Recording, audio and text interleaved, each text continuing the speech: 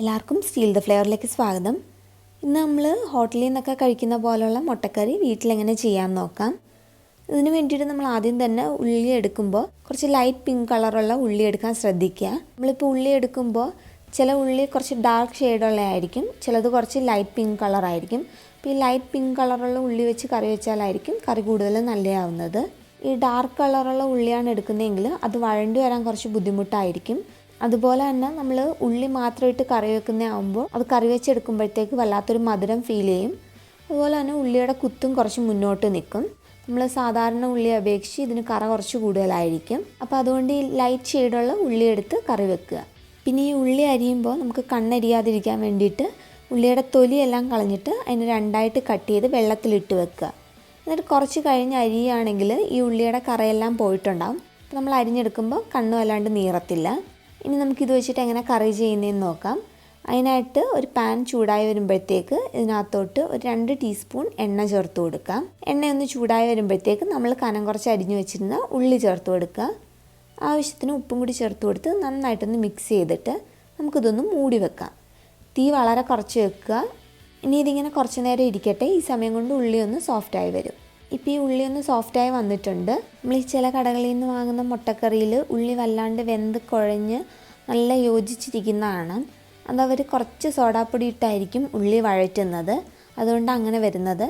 അപ്പം നമുക്ക് അങ്ങനെ ചെയ്യുന്നതിനെക്കാട്ടിലും എന്തുകൊണ്ടും നല്ലതായിരിക്കും ഇങ്ങനെ മൂടി വെച്ച് അതൊന്ന് സോഫ്റ്റായിട്ട് പിന്നെ അത് വഴറ്റിയെടുക്കുന്നത്. നമുക്കിനി ഇതിനകത്തോട്ട് ഒരു 1/2 ടീസ്പൂൺ ഇഞ്ചി വെളുത്തുള്ളി പേസ്റ്റ് ചേർത്ത് കൊടുക്കാം. പിന്നെ ഒരു 2 പച്ചമുളക് ചേർത്ത് കൊടുക്കുന്നുണ്ട്. അതൊന്ന് ചെറുതായിട്ട് കട്ട് ചെയ്തിട്ട് ഇട്ട് കൊടുക്കാം. പിന്നെ ആവശ്യത്തിനുള്ള കറിവേപ്പിലയും കൂടി ചേർത്ത് കൊടുത്ത് ഈ ഇഞ്ചിയുടെയും വെളുത്തുള്ളിയുടെയും പച്ചപ്പ് മാറുന്നിടം വരെ നന്നായിട്ടൊന്ന് വഴറ്റിയെടുക്കുക. അപ്പോൾ ഇതിൻ്റെ പച്ചപ്പൊക്കെ ഒന്ന് മാറി വന്നിട്ടുണ്ട്. ഇനി ഇതിനകത്തോട്ട് നമുക്ക് പൊടികളൊക്കെ ചേർത്ത് കൊടുക്കാം. 1 ടീസ്പൂൺ മുളക് പൊടി, ഒരു 1/2 ടീസ്പൂൺ മല്ലിപ്പൊടി, ഒരു 1/4 ടീസ്പൂൺ മഞ്ഞൾപ്പൊടി. ഇതിനകത്തോട്ട് മല്ലിപ്പൊടിയുടെ അളവ് കൂടാതെ പ്രത്യേകം ശ്രദ്ധിക്കണം. മുളക് പൊടിയുടെ പകുതി അളവിന് മതിയാവും മല്ലിപ്പൊടി. ഇനി ഈ പൊടികളുടെ പച്ചപ്പ് മാറുന്നിടം വരെ ഇതൊന്ന് മൂപ്പിച്ചെടുക്കാം. ഇപ്പോൾ ഈ പൊടികളൊക്കെ നന്നായിട്ടൊന്ന് മൂത്ത് വന്നിട്ടുണ്ട്. നമ്മൾ ഹോട്ടലിൽ നിന്നൊക്കെ വാങ്ങുന്ന മുട്ടക്കറിയിൽ അവർ തക്കാളി ചേർക്കാറില്ല, പകരം ടൊമാറ്റോ കെച്ചപ്പാണ് ചേർക്കുന്നത്. അപ്പോൾ അതുകൊണ്ട് ഇതിനകത്തോട്ട് നമുക്ക് 1 ടേബിൾ സ്പൂൺ ടൊമാറ്റോ കെച്ചപ്പ് ചേർത്ത് കൊടുക്കാം. അപ്പോൾ ഈ കെച്ചപ്പ് ചേർത്ത് കൊടുക്കുമ്പോൾ ഈ കറിക്ക് നല്ലൊരു പുളിയും ഒരു ചെറിയ മധുരവും എല്ലാം ഉണ്ടാവും. ഇനി ഇതൊന്ന് നന്നായിട്ട് യോജിപ്പിച്ചെടുക്കണം. അപ്പോൾ ഇതെല്ലാം നന്നായിട്ടൊന്ന് യോജിച്ച് വന്നിട്ടുണ്ട്. ഇനി ഇതിനകത്തോട്ട് 1 കപ്പ് വെള്ളം ചേർത്ത് കൊടുക്കാം. എന്നിട്ട് ഇതൊന്ന് മീഡിയം ഫ്ലെയിമിലാക്കി വെച്ചിട്ട് നമുക്ക് മൂടി വെക്കാവുന്ന. ഈ സമയം കൊണ്ട് എല്ലാം കൂടി നന്നായിട്ടൊന്ന് യോജിച്ച് വരും. ഈ സമയത്തിന് ഇതിലേക്കുള്ള താളിപ്പ് റെഡിയാക്കണം.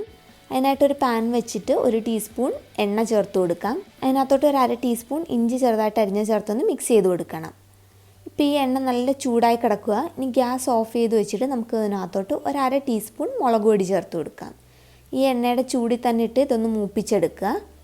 ഇനി കുറച്ച് കറിവേപ്പിലയും കൂടി ചേർത്ത് കൊടുത്ത് നന്നായിട്ടൊന്ന് യോജിപ്പിച്ചിട്ട് നമുക്കിത് ഈ കറിക്കകത്തോട്ട് ചേർത്ത് കൊടുക്കാം. ഇപ്പോൾ ഈ വെള്ളം കുറച്ചൊന്ന് വറ്റി വന്നിട്ടുണ്ട്. നമ്മൾ ഈ താളിച്ച് വെച്ചതിനകത്തോട്ട് ചേർത്ത് കൊടുത്ത് ബാക്കി വെള്ളം കൂടി വറ്റി വരുന്നിടം വരെ ഒന്ന് വെയിറ്റ് ചെയ്യാം.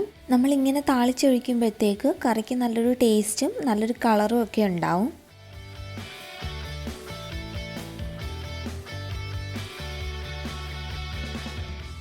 ഇപ്പോൾ വെള്ളമെല്ലാം വറ്റി ഇതെല്ലാം നല്ലൊരു പരുവായിട്ട് വന്നിട്ടുണ്ട്.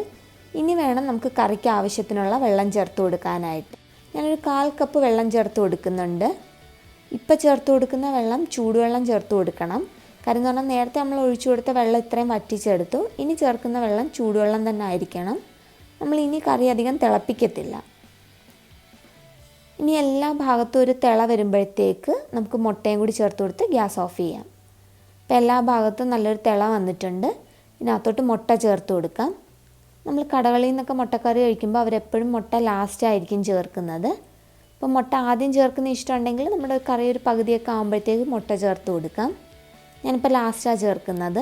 ഇനി ഇത് നന്നായിട്ടൊന്ന് യോജിപ്പിച്ചിട്ട് നമുക്ക് ഗ്യാസ് ഓഫ് ചെയ്യാം. അപ്പോൾ നമ്മുടെ ഈസി ആയിട്ടുള്ള മുട്ടക്കറി റെഡി ആയിട്ടുണ്ട്.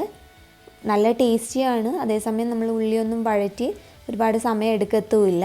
അപ്പോൾ എല്ലാവരും ഈ രീതിയിലൊന്ന് ട്രൈ ചെയ്ത് നോക്കുക. ഇഷ്ടപ്പെട്ടാൽ ചാനൽ സബ്സ്ക്രൈബ് ചെയ്യാനും വീഡിയോസ് ലൈക്ക് ചെയ്യാനും കമൻറ്റ്സ് അറിയിക്കാനും മറക്കരുത്. താങ്ക്